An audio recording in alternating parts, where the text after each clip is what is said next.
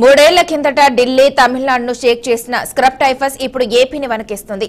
Guntur GHS లో ఇద్దరు మహిళలు చనిపోవడం కలకలం రేపుతుంది. మరోవైపు రాష్ట్రంలోని పలు జిల్లాల్లో ఈ కేసులు నమోదవుతూ ఉండటం సర్వత్రా ఆందోళన రేకెత్తిస్తుంది. ఈ క్రమంలోనే ఏపీ వైద్య కుటుంబ సంక్షేమ శాఖ స్క్రబ్ టైఫస్ కేసులపై స్పందించింది.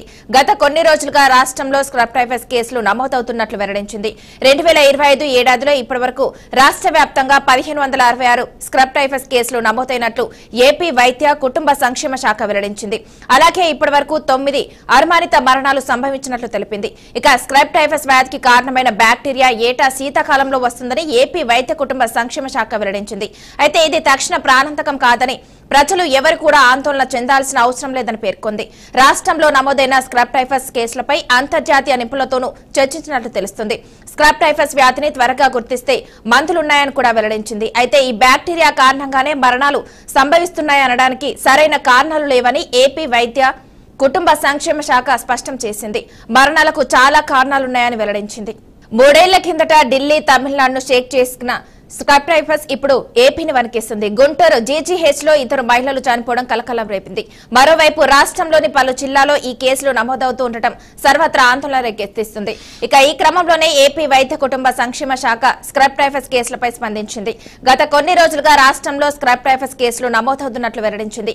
2025 ఏడాదిలో ఇప్పటి వరకు రాష్ట్ర వ్యాప్తంగా 1566 స్క్రబ్ టైఫస్ కేసులు నమోదైనట్లు ఏపీ వైద్య కుటుంబ సంక్షేమ శాఖ వెల్లడించింది. ఇక ఇదే అంశానికి సంబంధించి మరింత సమాచారాన్ని మా ప్రతినిధి సువర్ణబాబు అందిస్తారు. సువర్ణబాబు, చెప్పండి.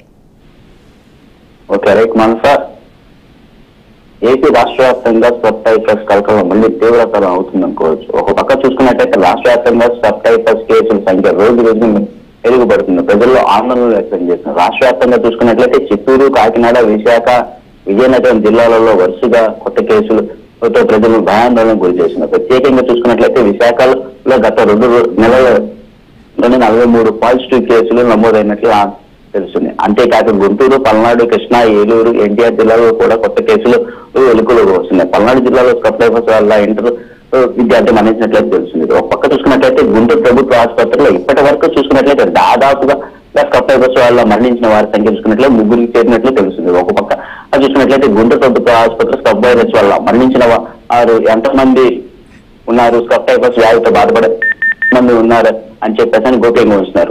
గుంటూరు ప్రభుత్వ ఆసుపత్రులు ఇప్పటివరకు మరణించి వారు తీసుకున్నట్లయితే ముప్పాల మండలం అనేది జ్యోతి, రాజుపాలెం నుంచి నాగమ్మ, సత్తెనపల్లి మండలం ఉమ్మరపాడు గ్రామం చెందిన వృద్ధమ్మ స్క్రబ్ టైఫస్ వల్ల వైరస్ చికిత్స పొంది గుంటూరు ప్రభుత్వ హాస్పిటల్ మరణించి తెలుస్తుంది. స్క్రబ్ టైఫస్ వ్యాధి రాష్ట్ర వ్యాప్తంగా చూసుకున్నట్లయితే ఇప్పటి వరకు మొత్తం 1566 నమోదు కాగా ఇప్పటి వరకు 9 అనుమానాస్పద మరణాలు. రాష్ట్ర వ్యాప్తంగా చూసుకున్నట్లయితే ఇప్పటి వరకు 9 అనుమానాస్పద మరణాలు చోటు చేసుకున్నట్లయితే ఆరోగ్య శాఖ వారు వెల్లడించారు. ఆరోగ్య శాఖ మంత్రి వైద్య నిపుణులు ప్రజలకు జాగ్రత్తగా పాటించాలని, జ్వరం, దగ్గులు, వాంతులు వంటి లక్షణాలు కనిపించిన వెంటనే సమీపంలో ఉన్న కేంద్ర ప్రభుత్వ ఆసుపత్రి కార్యాలయానికి వెళ్లాలని చెప్పారు.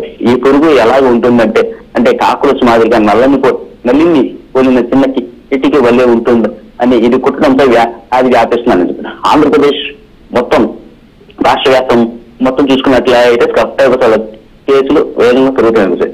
ఈ మహమ్మారిని స్క్రబ్ టైఫస్ వ్యాధి ఎప్పుడు పోతుందా అని రాష్ట్ర ప్రజలు ఎదురుస్తున్నారు. Okay, thank you Suvarnababu.